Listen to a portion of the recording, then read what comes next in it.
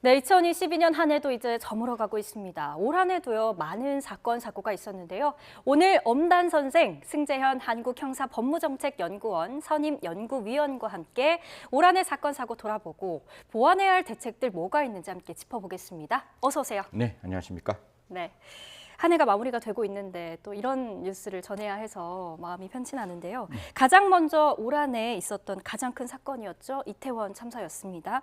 무려 158명이 숨지고 196명이 다쳤습니다. 네. 지금 현재 진행 중이죠. 조사 결과가. 사실 뭐 지금도 계속 수사는 진행 중인데 네. 제가 이제 이 사건이 일어났을 때 뭐 경찰청에서 가지고 있는 뭐 인파관리 대책 TF 또 집회 시위 관리 위원이라서 꽤나 사건을 많이 들여다봤는데 사건은 세 갈래로 가야 되는 거겠죠. 하나는 경찰 측에서 어떤 과실이 있느냐, 또 하나는 용산구청에서 과실이 있느냐, 혹은 그 관리된 군집된 인파 중에서 특정한 외력의 힘이 존재했느냐, 세 가지를 이제 살펴보는데 지금 아마 군중 내부에서 어떤 특정한 세력들이 뭐 인파를 밀었다라는 정황은 보이지는 않습니다. 그럼 예. 두 가지 측면이겠죠. 하나는 경찰과 용산구청인데 경찰 측 이제 관계자 중에 이제 용산서장은 구속영장이 청구되었고 한 차례 반려되었지만 또 구속영장이 발부되었습니다.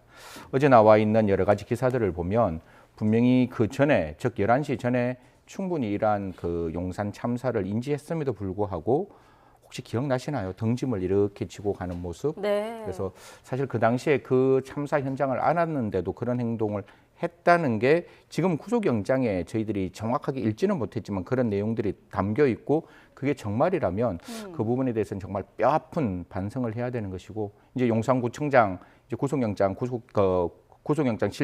실질 심사가 곧 진행되는 과정인데요. 그렇죠. 사실 용산구청은 제가 봤을 때 경찰보다는 조금 더 책임이 강하지 않을까. 재난안전관리법상 주무관청이 될 수 있는 것이고 또 용산구청장은 당시 시의원부터 용산에서 시작했습니다. 그러면 네. 용산의 전반적인 내용을 알고 있는 구청장이었다면 조금 더 적극적인 조치가 필요하지 않았을까. 또 휴대폰을 바꾸었다는 이야기도 나오기 때문에 뭐 구속영장 실질심사 판사가 판단하겠지만 분명히 구속영장 발부 사유에는 증거인멸이라는 게 있습니다. 그런 사유들을 종합적으로 해서 이제 이 사건은 그 모든 사람이 함께 과실이 모두어져서 이러한 용산 참사가 발생했다. 기억나시겠지만 성수대교 사건, 성수대교 이제 붕괴 사건, 예. 상품백화점 이제 붕괴 사건에서 우리가 법리적으로 판단했던 과실의 공동정범을 가지고 법리 판단을 할 거니까요. 앞으로도 국수부는 절대로 한치의 빈틈없는 수사를 통해서 이러한 어떤 참사의 원인을 명명백백하게 밝히는 게 국수본의 존재의다라는 말씀드리겠습니다. 네, 뭐 오늘 당장 구속 전 피의자 신문이 진행 예정이 되어 있고 또 수사 못지않게 중요한 건 다시는 재발되지 않는 거겠죠.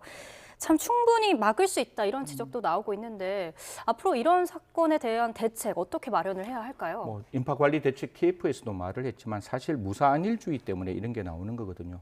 우리 시민들은 굉장히 안전에 대한 민감도가 굉장히 높은 시민이었음에도 불구하고 예. 조금만 국가에서 관리, 통제라는 개념이 절대로 아니라 관리라는 개념을 써서 국민들이 좀 편하게 그런 어떤 축제를 즐기고 또 우리가 지금 앞으로 남아있는 지금 24, 25일 사람들이 많이 몰리는 그런 어떤 그 뭐 크리스마스라는 명칭을 쓰긴 쓰겠습니다. 할러데이 뭐 크리스마스 다 같이 쓰니까요.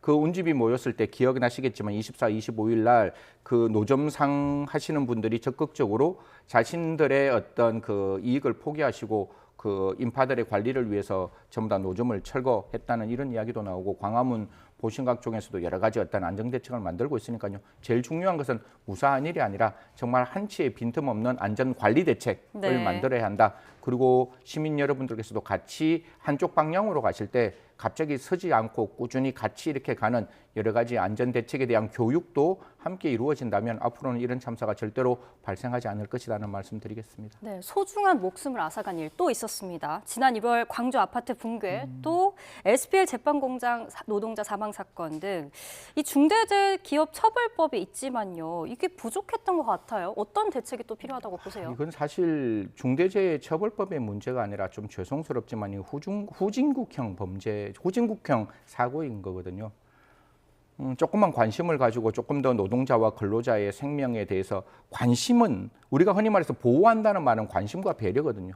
그 보호를 위해서 정말 기업주가 어떠한 관심을 가지고 노동자를 배려하고 어떠한 생각을 가지고 그들을 보호했느냐의 문제인 것인데 법은 사회 질서를 지키는 데 최소한의 문제인 것이지 그게 최대한의 문제는 아니라고요. 그래서 저희들이 원래 산업안전보건법이라는 게 있는데 그거보다 조금 더 관리자의 책임을 강화하기 위해서 중대재해처벌법을 만들었는데 이 법의 의미는 그 근로자들에 대한 안전과 그다음에 보호를 위한 최선의 조치를 하라라는 거였는데 그러한 조치가 부족했다라는 점이 어떻게 보면 가장 큰 사건의 발생 원인이자 후진국형 범죄라는 말씀 드릴 수 있는 거죠. 이전에도 이미 그러한 징후들이 많이 보였었거든요. 네, 그렇군요. 참 또 범죄 중에 하나로 꼽히는 게요. 스토킹 범죄입니다. 대표적인 사건이죠. 신당역 스토킹 살인 사건이 있는데 범인 전주환 씨. 이게 또 스토킹 범죄 전형으로 볼 수 있겠죠. 이런 사례들이. 스토킹 범죄 시청자 여러분들께서도 많이 접하셨겠지만 그 스토킹의 가장 큰 그 범죄는 어떤 건가 하면 내 사랑은 옳은 사랑이고 반대편 사랑은 틀린 사랑이라고 이야기를 하는 거예요. 그래서 싫으면 헤어질 수 있는데 헤어지는 걸 이해 못하는 거거든요. 근데 지금 스토킹 같은 경우에도 분명히 그 전주환이 중간에 재판을 받는 과정에서도 끊임없이 그러한 어떤 여러 가지 정황, 즉 피해자를 괴롭히는 정황이 있음에도 불구하고 그런 거에 대한 보호 조치가 부족했기 때문에 분명히 막을 수 있는 생명, 지킬 수 있는 생명을 우리가 지키지 못했다. 그래서 앞으로는 이러한 스토킹 범죄를 막을 수 있는 특단의 조치가 만들어져야 되는 가장 대표적인 우리에게 교훈을 주는 사건, 그리고 다시는 일어나지 않아야 되는 그 전형을 보여주는 사건이었다고 말씀드릴 수 있는 거죠. 네, 갈수록 높아지는 범죄인데 이 피해자 보호 대책이 아직도 미흡한 것 같아요, 위원님. 네네, 뭐 지금 저 법무부에서도 여러 가지 어떤 대안을 만들고 또 민주당 그다음에 국민의힘에서도 여러 가지 스토킹 피해자 보호를 위한 대책을 만들고 있는데요. 가장 중요한 거는 피해자가 국가에게 내 생명을 지켜달라고 요청을 했으면 그 피해자의 생명을 지키는 것은 국가의 당위적인 문제이지 절대로 선택의 문제가 아니거든요. 그러면 국가가 피해자를 지키기 위해서는 단 한 가지. 가해자가 피해자에 도착하는 시간보다 국가가 피해자를 보호하러 가는 시간이 훨씬 더 짧아야 되는 거예요. 그러면 가해자와 피해자의 위치 정보는 반드시 알아야 되는 거니까요. 지금 법무부에서도 그런 스토킹 잠정 조치 중에 하나의 어떤 추가적으로 피해자에게 전자발찌가 아닙니다. 전자팔찌 같은 걸 채워서 저 가해자에게 죄송합니다. 가해자에게 전자팔찌 같은 걸 채워서 가해자의 위치 정보를 알아서 가해자가 피해자에 접근할 때 피해자보다 그 가해자보다 피해자에게 국가가 먼저 도달할 수 있는 그러한 정책을 2023년에는 하루속히 만들어야 한다라는 말씀드리겠습니다. 그렇군요. 한편 어린 학생들의 범죄도 증가를 하고 있습니다. 위원님께서 뉴스라이더에서 많은 범죄를 또 다루셨잖아요. 가장 기억에 남는 사건이 있다면 어떤 게 있으세요? 뭐 여러 가지 사건들이 많은데 초등학교 6학년이 그 초등학교 3학년을 대상으로 좀 아침에 죄송스러운 말이지만 유사 성행위를 했다는 사건이 나오는데 있었죠. 초등학교 6학년이었기 때문에 처벌할 수가 없는 그런 어떤 사건이 발생을 했는데요.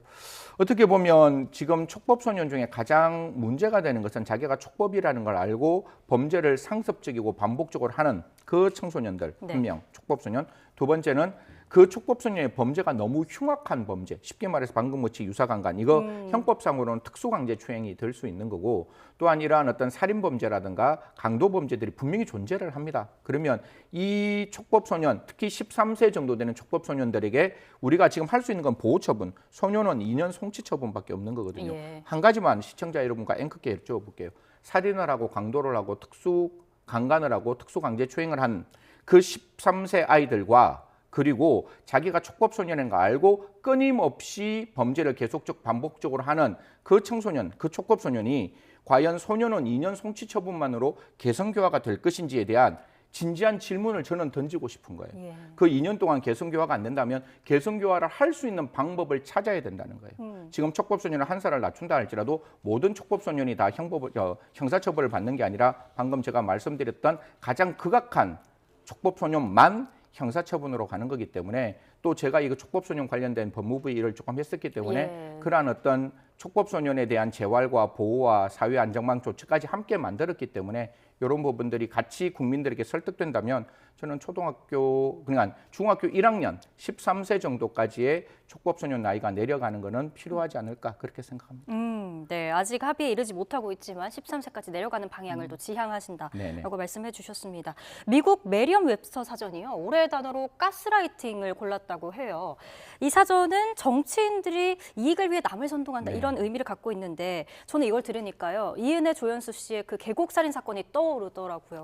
사실 이은혜 사건 지금도 이제 재판 과정에 있고 이은혜 사건이 아마 항소가 됐는 걸로 압니다. 이게 부작위한 살인죄로 1심 법원은 판단했지만 사실 이게 그냥 부작위한 살인죄로만 공소 유지가 됐다면 저는 무기징역이 안 나왔을 것 같아요. 당연히 인천지검에서 정말 탁월하게 법리적으로는 어렵지만 어떻게 보면 자기 위한 살인죄를 통해서 이러한 이은혜와 관련된 공범자들이 얼마만큼 이 피해자를 사망에 이르게 하기 위해서 많은 어떤 흉악한 짓을 했는지가 밝혀졌거든요. 네. 그래서 결국 부작위한 살인죄로 그게 원칙적으로 무기징역이 나왔지만 여기서 우리 앵커가 말씀해 주신 가스라이팅이라는 거는 사람의 마음을 머니퓰레이션, 조정을 하는 거예요. 그래서 예. 굉장히 한쪽 방향으로 사람을 몰고 가다 보면 자기 스스로 자기의 삶의 의지와 인격적 존재 가치가 떨어지는 그런 상황이 만들어지는 거거든요. 그래서 네. 어떻게 보면 사람을 노예화시킬 수 있는 가장 대표적인 심리에 대한 그 지배하는 방법이 가스라이팅이기 때문에 이러한 가스라이팅을 통해서 어떤 범죄가 이루어졌을 때 우리가 이 범죄를 어떻게 들여다봐야 되냐. 외형적으로는 자괴가 없지만 분명히 마음적으로는 소리 한마디가 그 사람에게는 천둥치는 소리보다 더 큰 울림으로 무섭게 와닿았을 때 이 범죄에 대해서 우리가 어떻게 접근해야 될 것인지는 새롭게 법을 조금 개정한다든지 이런 부분에서 2023년 함께 전문가들이 모여서 이러한 범죄에 대해서 어떻게 처벌하는 게 타당한지 논의할 때다 이렇게 말씀드리겠습니다. 네, 위원님 짧게요. 연쇄 성범죄자 전입 갈등도 지금 문제거든요. 향후 대책 어떻게 보십니까? 지금 아마 입법적으로는 저도 화성시에서 그 발표를 했었는데요. 전자감독 장치 부착법에 보면 2조의 2에 보면 주거 제한이 있어요. 그 주거 제한 앞에 사실상 유치원이랑 국민학교를 앞에 조금 더 구체화하고 명시화하면 되지 않을까. 이건 한동훈 법무부 장관도 이러한 어떤 주거지 제한은 필요하다고 말씀했으니까요. 네. 화성시 주민들이 가지고 있는 이 분노는 정당한 분노고 그들이 가지고 있는 공포는 합리적인 공포입니다. 이런 공포가 더 이상 발생되지 않는 사회가 될 수 있도록 국가는 힘을 모아주시기를 부탁드리겠습니다. 네. 지금까지 올해 주요 사건, 사고 되짚어봤는데요. 내년에는 강력범죄가 줄고 또 기분 좋은 소식이 많이 들리면 좋을 것 같습니다. 지금까지 승재현 한국형사법무정책연구원 선임연구위원과 함께했습니다. 위원님 오늘 말씀 고맙습니다. 고맙습니다.